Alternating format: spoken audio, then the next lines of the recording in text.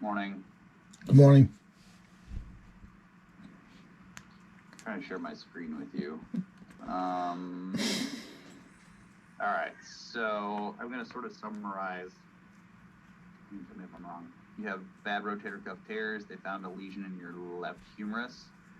You got 2 x-rays that we took last time. There's something like here. It's actually very hard to see on the x-ray. You might be able to see something here, but it doesn't look classic for a cartilage lesion. And the ultimate question that they were asking was, is this any evidence of metastatic disease? So we go through a workup, and I'm going to show you these images to make it a little bit easier to see. And so this one for some reason is not matching up, but lesion here, same thing, and then I got to move this one over here. So it doesn't quite look like cartilage. Usually it's a little bit more lobular. I wonder if this is an old fibrous lesion.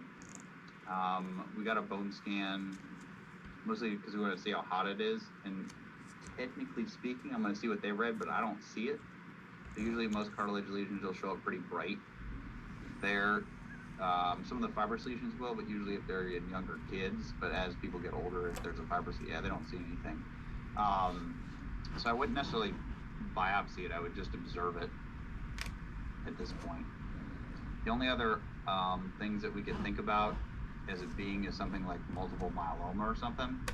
Let me just look to see if we ever did labs. But I don't think it's necessarily, it looks like that. Like it's a little bit too big and it's really not doing anything in the bone, it's just kind of hanging out. And so it's usually a multiple myeloma lesion will look lytic or look like a hole on the x-ray, which it does not do. So that's why I don't really favor a lesion like that or metastatic disease or a cartilage lesion. I think it's probably something that's old and fibrous that you probably have had. And then if I look at the old scans, let's just go back to this one. Here's the one. Yeah, it's this one. These are weird, a little odd, but just to show you size and everything. But I would just do observation. It's mostly just based off of the bone scan and the fact that you can't really see it on x-ray very well. But you can fix your rotator cuffs.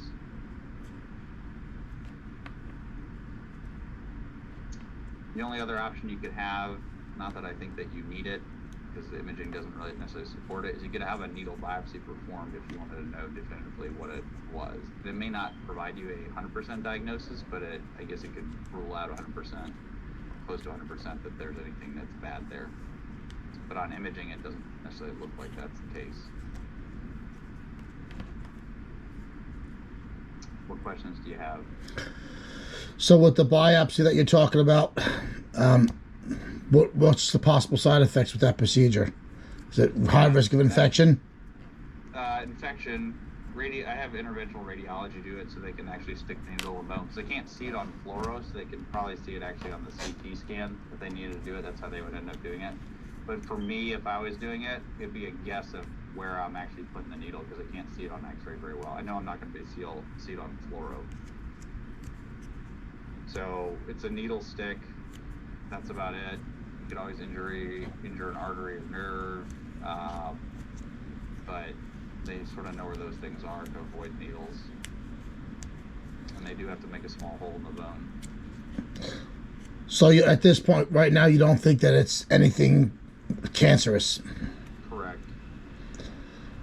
Okay, so that I should just monitor it? When do you recommend me coming back to monitor it?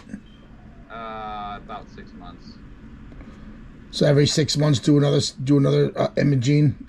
Well, it'll be 6 months from now, and then after, if it's stable at that point, it'll be a year out. And doing the same type of MRIs and bone scans? I would do an x-ray and an MRI, correct. No bone scans really needed at this point. Okay, so I guess they can make me an appointment for 6 months, if they could. Okay. That's what you recommend, right? That's what I would recommend. Okay, sir, thank you very much for your help. Appreciate it. Bye. Bye.